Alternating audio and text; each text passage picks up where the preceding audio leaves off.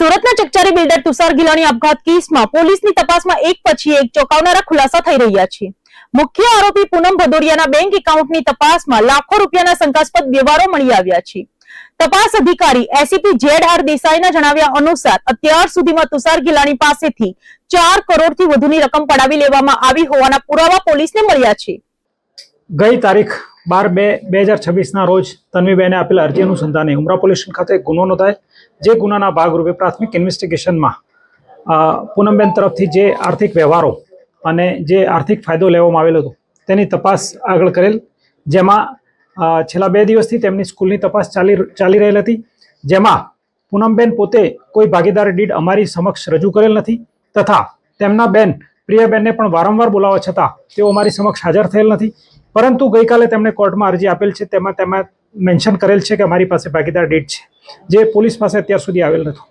પરંતુ સ્કૂલના જે પણ ખર્ચા, આવક અને નફાની વહેંચણી એ સીએ મારફતે 2 દિવસથી વેરીફાઈ કરતા કેટલાક આંકડાઓ સામે આવેલા છે, જેમાં પૂનમબેને કુલ્લે 92 લાખ રૂપિયા પગાર લીધો છે 6 વર્ષમાં, જે તેમના એકાઉન્ટ શીટમાં મતલબ સ્કૂલમાં કોઈ રેકોર્ડ નથી, તેમની હાજરી બાબતે કોઈ રેકોર્ડ નથી કે તેમની જવાબદારી બાબતે કોઈ પણ પ્રકારનું રેકોર્ડ સ્કૂલ તરફથી પણ અમને મળેલ નથી તથા તેમને 35 લાખ રૂપિયા ઇન્ટરેસ્ટ પેટે લીધા છે। તો તેનો પણ ખુલાસો કરી શકેલ નથી કે કયા મૂડીના ઇન્ટરેસ્ટ પેટે તેઓ 35 લાખ રૂપિયા લીધા છે અને ભાગીદારીના ભાગરૂપે તેમને 57 લાખ રૂપિયા જેટલી રકમ પોતાના પ્રોફિટમાં બતાવેલી છે છેલ્લા 6 વર્ષની। 57 લાખ 57 લાખ રૂપિયા પ્રોફિટ રૂપે બતાવેલી છે। આ તેમની વ્યક્તિગત વાત થઈ। આ ઉપરાંત તેમણે તેમના માતાનો પગાર ઉધારેલ છે, તેમના પિતાનો પગાર ઉધારેલ છે અને તેમના પ્રિયાબેન જે શિક્ષક તરીકે બતાવેલ છે તેમનો પણ પગાર દર મહિને દરેક વ્યક્તિના એકાઉન્ટમાં 40,000 રૂપિયા લેખે છેલ્લા 4 વર્ષથી જાય છે, જેનો આંકડો અંદાજિત 35 લાખ રૂપિયા જેવો થાય છે।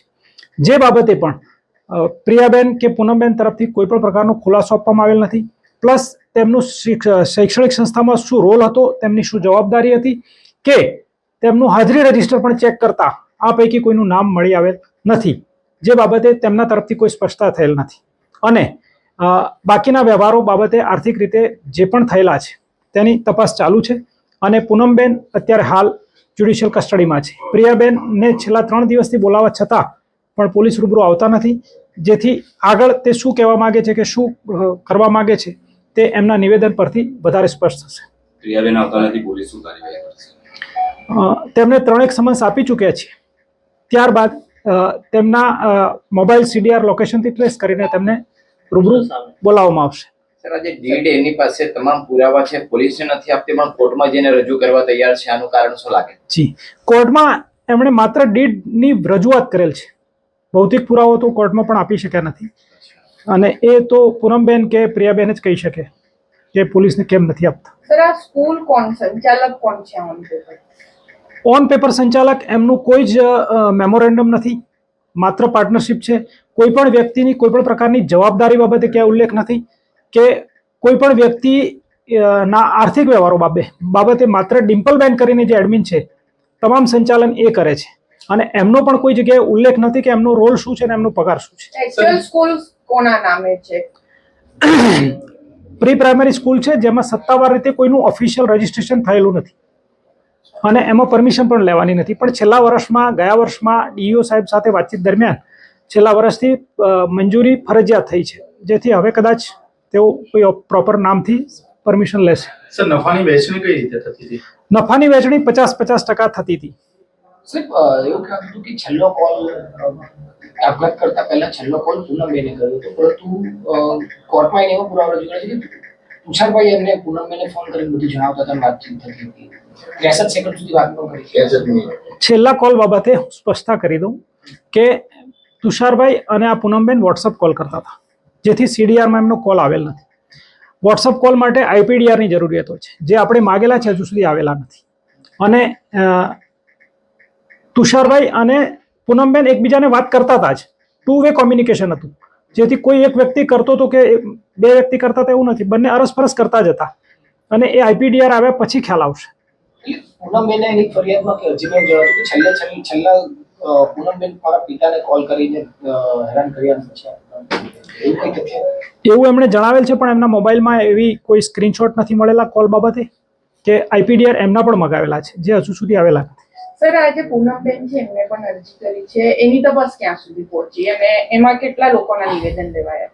હા, પૂનમબેનની અરજીમાં પૂનમબેનનું નિવેદન લેવાયેલ છે અને એમના જે આક્ષેપ હતા કે ભાઈ ઇન્વેસ્ટિગેશન પ્રોપર તપાસ થાય અકસ્માત મોતની, તો એ પણ તપાસ મહેરબાન સીપી સાહેબે અમારા તરફ કરેલ છે અને એની જે પણ કોઈ સ્પેસિફિક એવી પિન પોઈન્ટ રજૂઆત નથી કે આ નથી થયું અથવા આ થયું છે. એમની માત્ર રજૂઆત હતી કે તુષારભાઈ આત્મહત્યા ન કરે તેવા માણસ હતા, પરંતુ એ હકીકત છે કે તુષારભાઈ આત્મહત્યા કરેલ છે. અને બીજી રજૂઆત હતી એમની 25 લાખ બાબતે, તો એ 25 લાખ બાબતે પણ જે પૂનમબેને આપેલા છે, જે તુષારભાઈએ ખેડૂતને આપેલા છે ને ખેડૂતે એમના પિતાજીને 11 લાખ રૂપિયાની એન્ટ્રી આપી છે, જે આજે જ ઇન્વેસ્ટિગેશનમાં બહાર આવ્યું છે. અને બીજા પણ ચેક આપેલા છે, જે ભવિષ્યમાં ટ્રાન્ઝેક્શન થશે તો એ પણ વ્યવહારો બહાર જ્યારે પણ આવશે ત્યારે એનું સત્તાવાર રીતે સમર્થન. 25 લાખ સારા આપવામાં આવ્યા હતા. 25 લાખ સારા આપવામાં આવ્યા હતા. પૂનમબેનની રજૂઆત મુજબ તુષારભાઈને મદદ કરેલાનું જણાવે છે.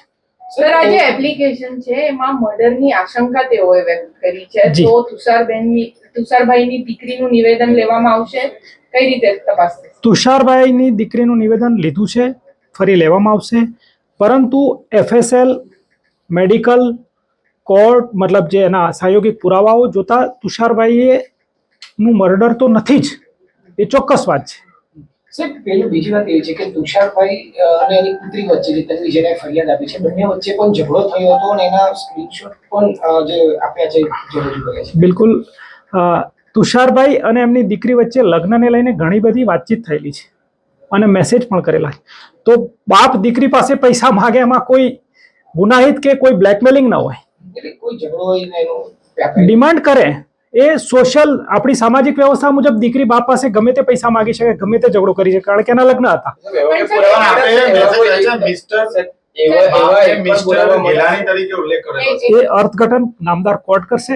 સર, મને મેં વાંચેલા સામાન્ય છે. રીતે કોઈ ખર્ચા બાબતે કે કોઈ વિવાદ બાબતે બાપ દીકરી એક જ ઘરમાં રહે છે, ત્યારે વોટ્સઅપ પર આ બધી ચર્ચા શા માટે થાય છે?